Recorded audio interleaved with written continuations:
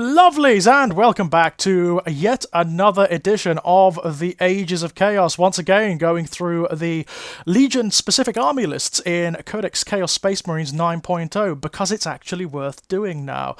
Was a time when it wasn't, I could tell you. There was not much distinction between these guys once upon a time, but there damn well is now. Going to be taking a look at one of my absolute favourite Legions ever this time around. That I can never figure out, are they my favourite? It's either these guys or it's the Thousand Sons.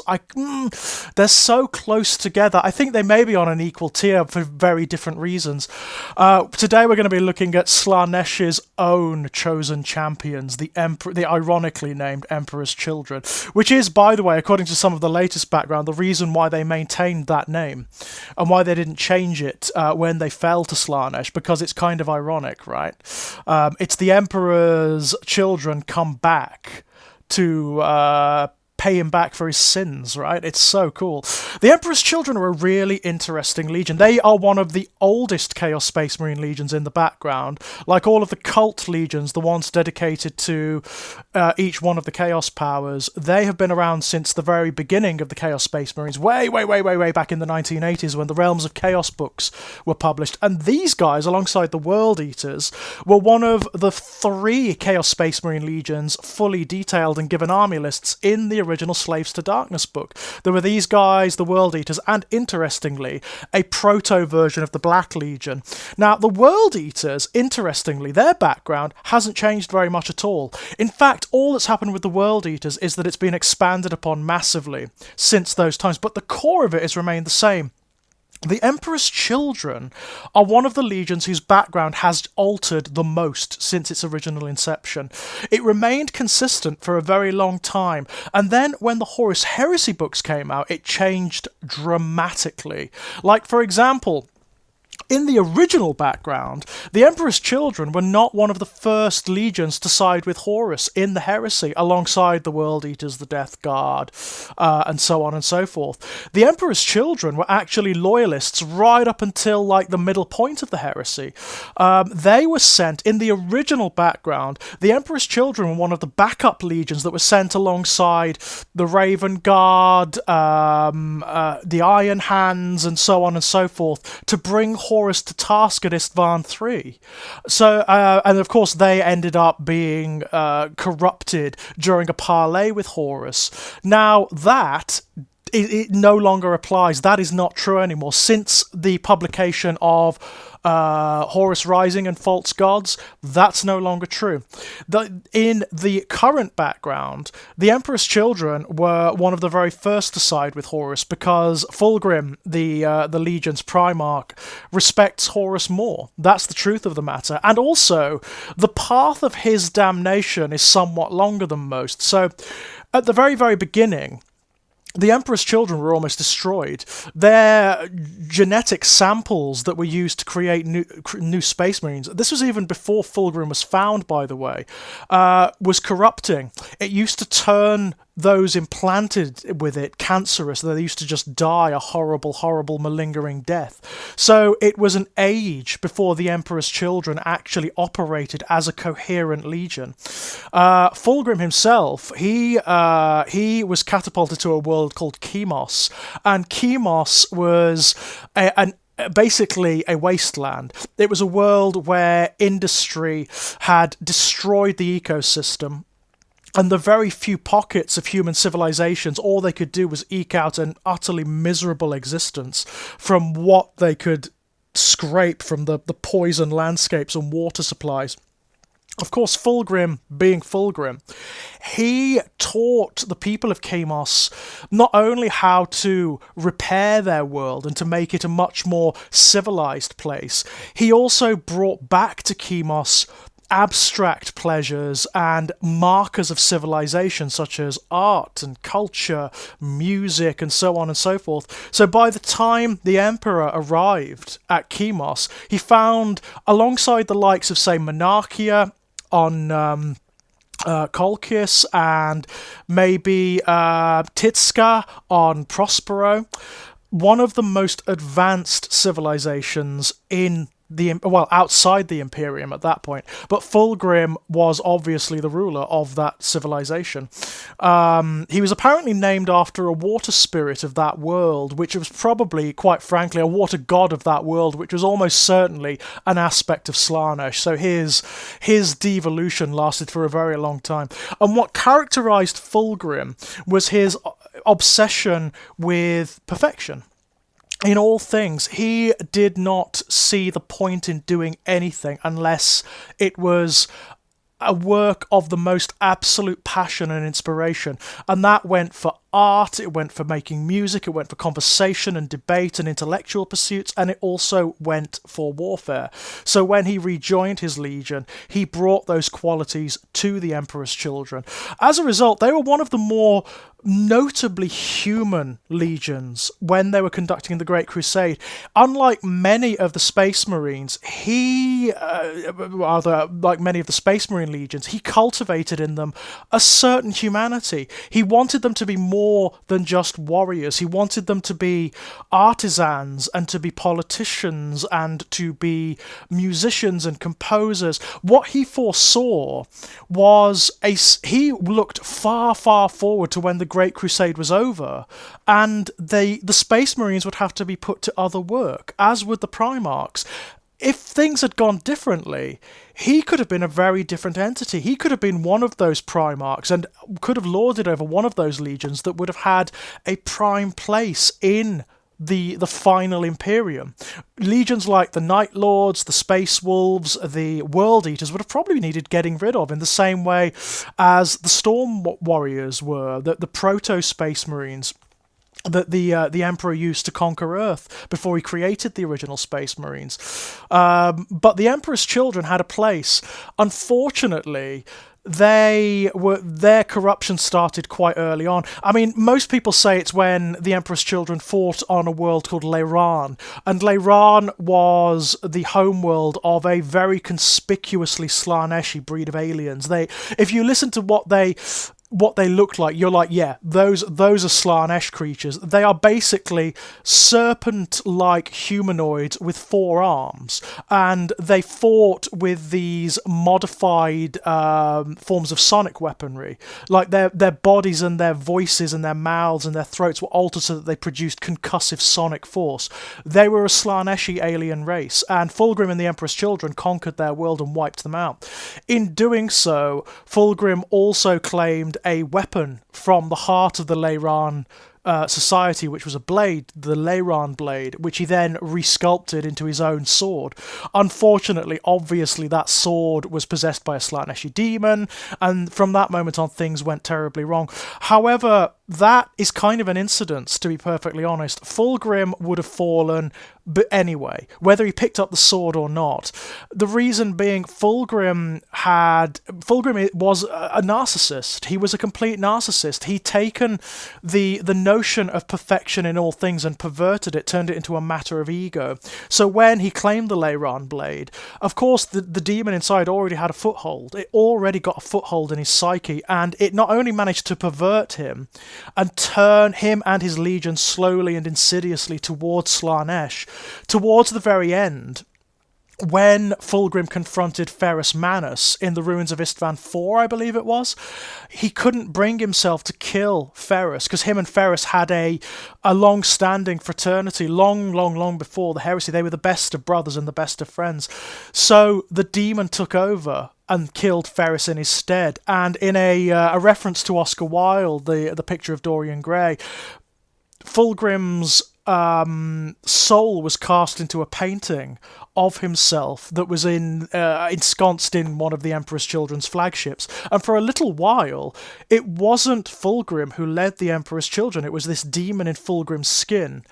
However, whilst Fulgrim was encased in the painting, he started to perceive the truth of chaos through the demon, through the senses that he was being shown and the experiences that he was being shown by the demon puppeteering his own flesh. He started to see into the truth of chaos in a very similar way that Lorgar did ultimately.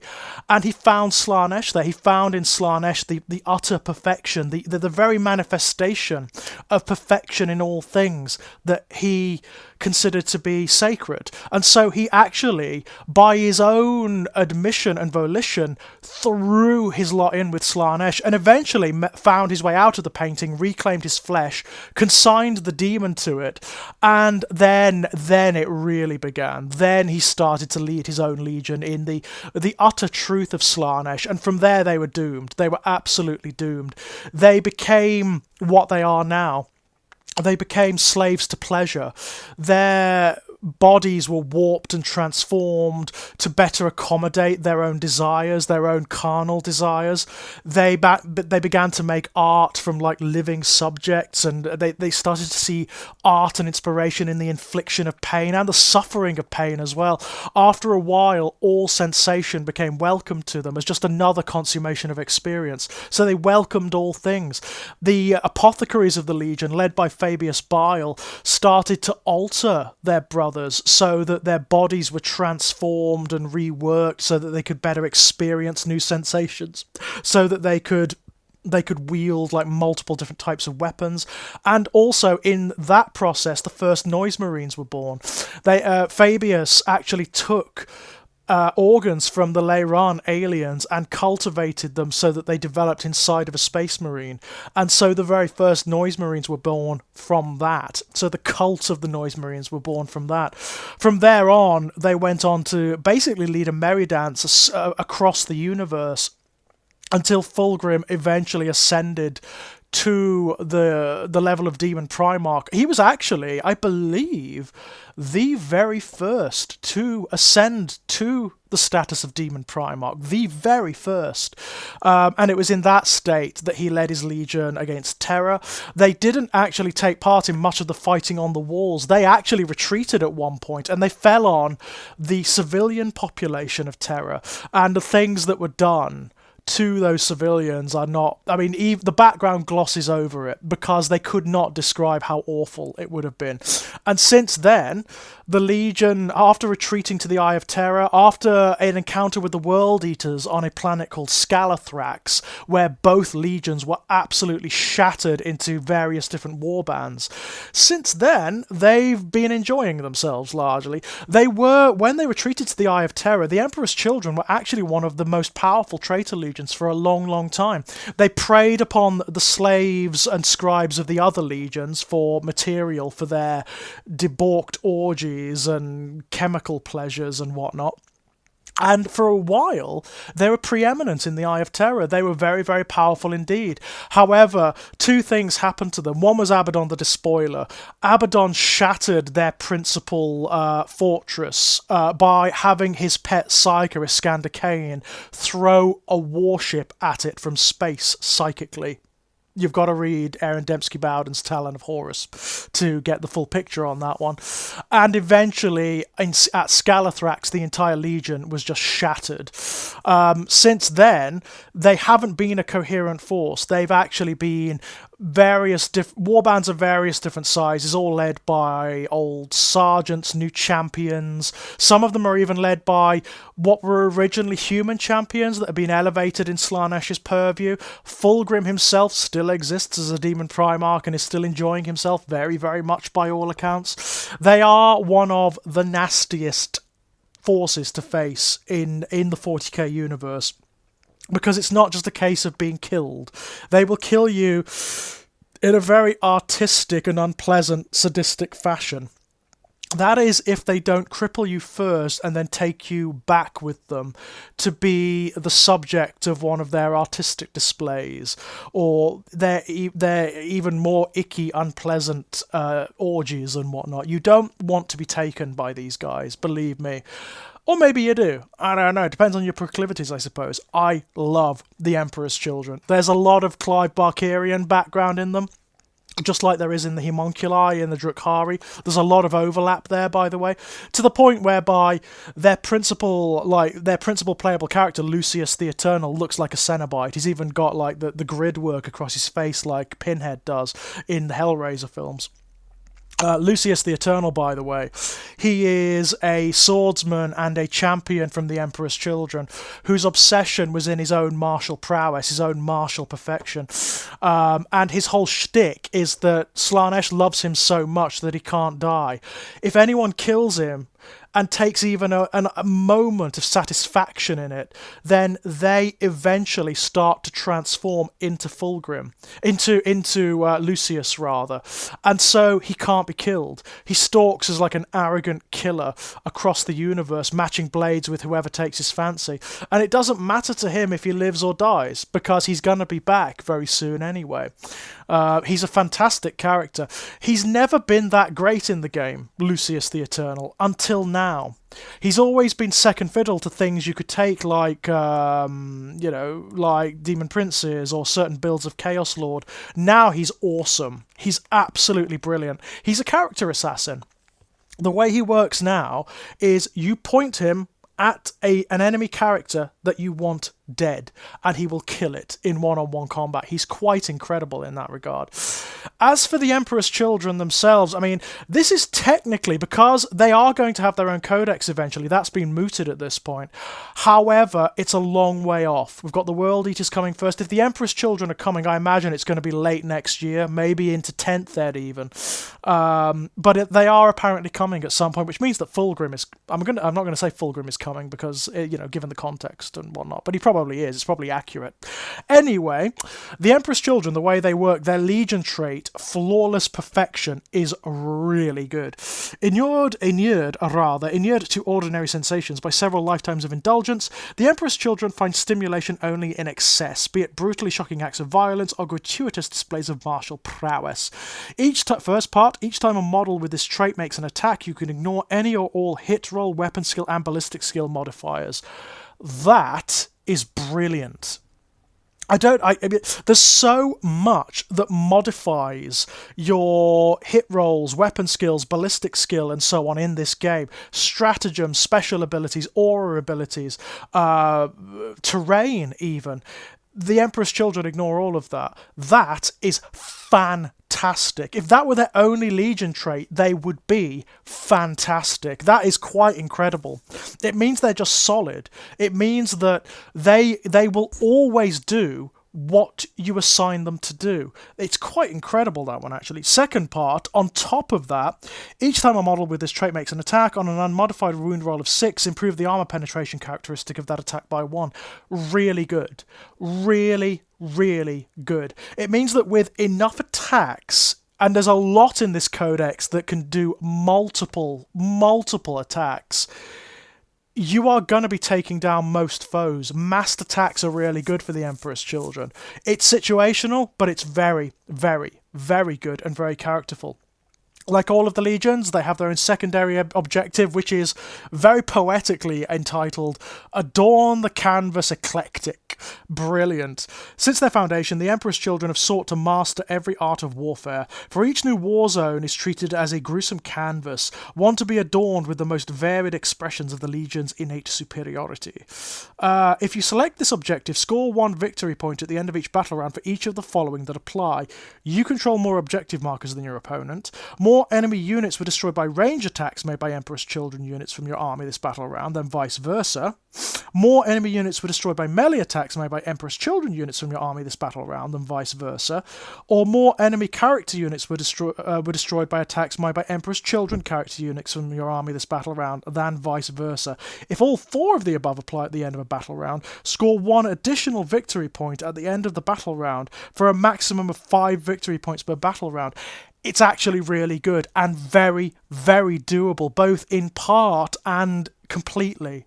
It's a really characterful and very, very, very easy to achieve secondary objective, that one. You are going to be taking it. It's good. It's really good.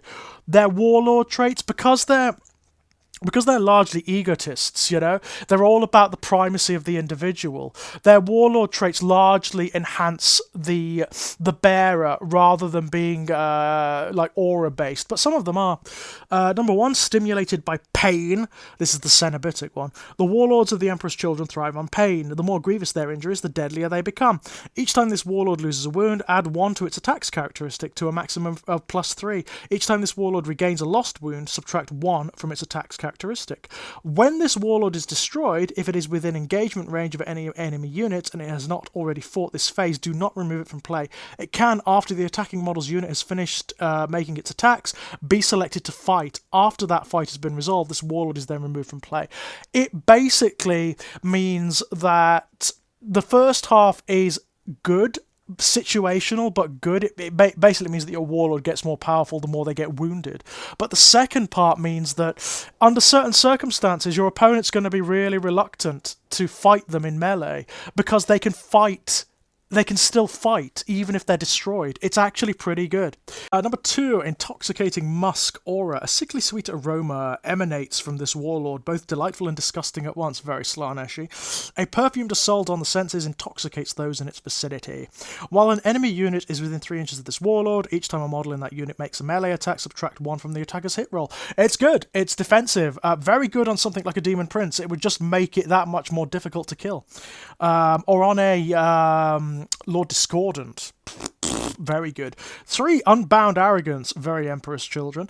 This warlord's hubris is both his greatest strength and his biggest weakness. Oh, this one's fun. This one's very silly, but I like it.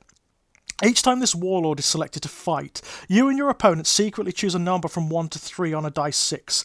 We suggest turning a dice 6 to show the number, but concealing it behind your hand.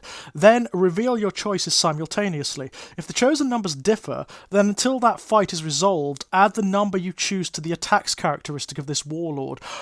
A lot of people are not going to like that because it's kind of theatrical and weird. I like it. I think it's a lot of fun. It's a little bit more role-playing. It's a little bit more like early Age of Sigmar. It's got that quality about it. Number 4, Faultless Duelist. A peerless swordsman and an exquisite example of fighting form. Those who lock swords with this warlord do so at their peril. This is the martial perfection element of the Emperor's Children. Each time this warlord makes a melee attack, you can re-roll the hit roll. While an enemy model is within engagement range of this warlord, subtract 1 from the attacks characteristic of that enemy model. Again, it just makes them better in melee. A lot of the warlord traits are like this. They are all about the primacy of the individual because that's the character of the Emperor's Children. That's the way they are. Number 5, Glutton for Punishment. This warlord revels in every sensation, even ones that would slay a lesser mortal outright. Each time an attack is allocated to this warlord, if this warlord does not have the vehicle keyword, subtract 1 from the damage characteristic. So it's mini Death Guard, basically. It's quite good. It's mini Feel No Pain. Each time this warlord would lose a wound as the result of a mortal wound, roll 1 dice 6. On a 5+, that wound is not lost. Really good. So he also gets mortal wound negation, which is rare in this version of the game. Very, very good indeed. Excellent on a Demon Prince, that one. Slaaneshi Demon Princes are shaping up to be really good, actually. Loathsome Grace. Blessed by Slaanesh to further accentuate his perverse elegance, this warlord's warped movements are nimble, striking, and utterly abhorrent. Like it. Add 2 inches to the move characteristic of this warlord. You can reroll advance and charge rolls made for this warlord. Again, it's very good on certain models. It's excellent on things like Lord's Discordant, big, powerful monsters like Demon Princes and whatnot. Yeah, it's a nice bit of work, that. Stratagem. The stratagems for the Emperor's Children are actually really, really good. These are kind of where it's at. Cruel Bladesman. Fulgrim's scions are renowned for their bladecraft, toying with their inferiors while preparing an exquisite, penetrating thrust. No comment. Use this stratagem in the fight phase when an Emperor's Children unit from your army is selected to fight. Until the end of the phase, each time a Heretic Astartes model in that unit makes a melee attack, improve the armor penetration characteristic of that attack by 1, in combination with their Warlord trait, which can also improve the armor penetration. Very good. Very, very good indeed. It's one of those ones that you have to play strategically, but can mean the difference between winning the key combat at the centre of the board or on an objective or not. honor the prince.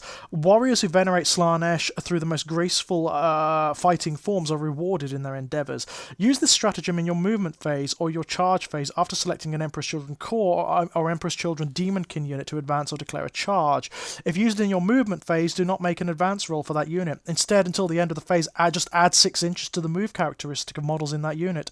If used in your charge phase, do not roll 2 dice 6 for that unit's charge roll. Instead, until the end of the phase, roll dice 6 plus 6 for that unit's charge roll.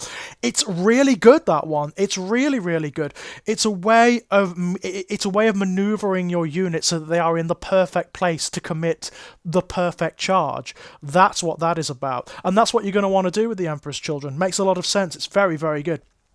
Excess of violence. The visceral sensation of every fresh kill causes the warriors of the Emperor's Children to enter an ecstatic frenzy of butchery and dismemberment. Nice. Use this stratagem in your command phase if your army is engaged in either wanton destruction or wanton massacre.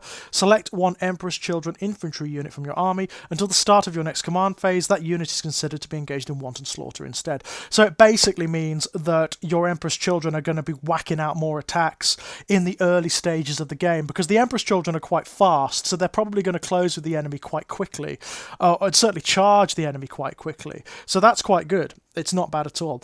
Incessant disdain. Contempt for lesser warriors drives the Emperor's Children in their punishing reprisals. Use this stratagem in the heroic intervention step of your opponent's charge phase. Select one Emperor's Children core, Emperor's Children Demonkin, or Emperor's Children character unit from your army. Until the end of the phase, if that unit is not a character unit, it is eligible to perform a heroic intervention as if it were a character unit. If that unit is a character unit, it is eligible to perform a heroic intervention if it is within 6 inches horizontally and 5 inches vertically of any enemy unit. So it basically means that units can perform heroic interventions when they can't, or do it more efficiently. So again, it's about harassing the enemy. After you've beaten them in combat, you can then harass them further. It's very good. Death Ecstasy, I like this one. Death is but another thrilling experience, and the Emperor's Children are loath to deny the enemy such vistas of ecstatic sensation. Use this stratagem in the fight phase when an Emperor's Children infantry unit from your army is selected as the target of a melee attack. Until the end of the phase, each time a model in that unit is destroyed by a melee attack, if that model has not fought this phase, do not remove it from play. The destroyed model can fight after the attacking model's unit has finished making attacks and is then removed from play. It's very good. Death Ecstasy is actually a really, really good stratagem. It's expensive, it's 2 command points, but it does mean that your units are going to be killing the enemy even as they die. It's very good. I love it.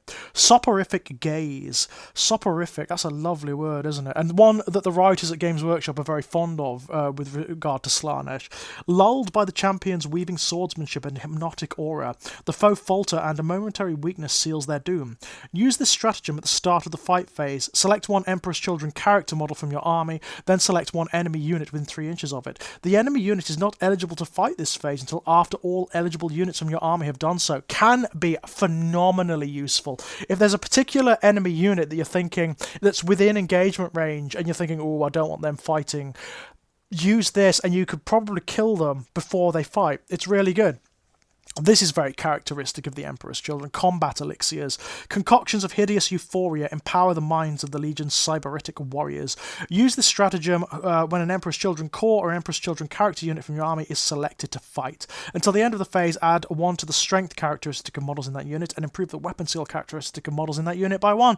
Cheap and cheerful, really effective, very, very good. This one is fantastic. Basically, this one means that Slaaneshi Noise Marines, Emperor's Children Noise Marines, are just better than the Noise Marines that can be taken in other armies. They already are, because they get the Warlord trait of the Emperor's Children. And they're also troop selections in an Emperor's Children army as well. That's a big benefit, by the way, because Noise Marines in this version of the Codex are frigging fantastic. You're going to be wanting a lot of them, believe me. It's a shame there's not a box set out, isn't it, Games Workshop? And it's a shame there never has been. Like, never. There has never been a dedicated Noise Marine box set. All we've really got are upgrade kits or the old metal miniatures from Second Ed, and that's it. Anyway, excruciating frequencies. The Sons of Fulgrim were the first to use sonic weaponry and are peerless wielders of deadly sound waves. Use this stratagem in your shooting phase when an Emperor's Children unit from your army is selected to shoot. Until the end of the phase, each time a model in that unit makes an attack with a sonic weapon, on an unmodified wound roll of 6, the target suffers 1 mortal wound in addition to any normal damage. A unit cannot suffer more than 6 mortal wounds per phase as a result of this stratagem, so utterly brilliant. Noise weapons are already fantastic. Sonic weapons are already superb. Under half distance, they inflict +1 damage. With this, they're inflicting a mortal wound on top of that. Also, after that unit is finished making its shooting attacks, select one enemy unit that was hit by an attack made with a sonic weapon by a model in that unit this phase. Until the start of your next turn, the enemy unit cannot fire Overwatch or set to defend. So you can also destabilize the enemy with it. That is really, really good. And you are very likely going to be taking Noise Marines as your troops anyway. So yeah, very good. The relics are all fun. They're very characterful and fun more than anything. I like this one, the Endless Grin. I like it not necessarily because of what it does, although what it does is good. It's because of what it is. This fleshy mask is the still living flayed face of a man who begs Slaanesh to fulfill his wish to live forever. It is said the Dark Prince was only too pleased to oblige, gifting the unfortunate soul immortality, but also forcing him to present his face to the Chaos Lord Shieksa. After butchering the supplicant, Shieksa wore that face as a prized reminder of the occasion for several centuries, wallowing in a fraction of its life-sustaining properties in the process. The Endless Grin has since changed hands many times, but the potency of its anguish has never diminished, nor the arrogance of its invigorated wearer.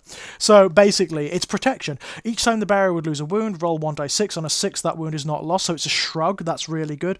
Once per battle, when the bearer is destroyed, you can use this relic instead of using any other rules that are triggered when the bearer is destroyed. If you do so, mark the bearer's position, then remove the bearer from the battlefield. At the end of the phase, roll 1d6. On a 3+, set the bearer back up on the battlefield as close as possible to the position you marked and not within engagement range of enemy units, with die 3 wounds remaining. So it's like a little Hourglass of Manat. It's not as good as the Hourglass of Manat, but it's like that. It basically means your Chaos Lord or your Demon Prince or whatever isn't necessarily dead. It's very, very good.